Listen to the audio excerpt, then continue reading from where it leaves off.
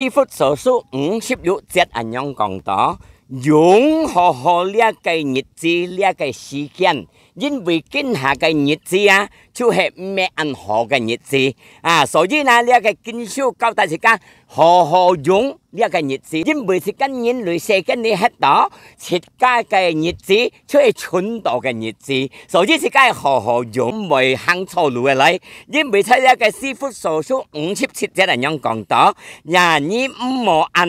牙樣啊，但係自家係用功去分辨上帝嘅合意，係咪意思？自家去分辨上帝嘅合意，自家春到日子所寫嘅你哋，上帝合意乜嘅呢？當然上帝合意，自家相信佢，自家認識佢，因為呢啊，上帝嘅愛安排佢，係幫助自家嘅叫自家，是到自家嘅靈唔係滅亡，自家寫嘅你喺度春嘅時間，唔係跌下痛苦，唔係跌下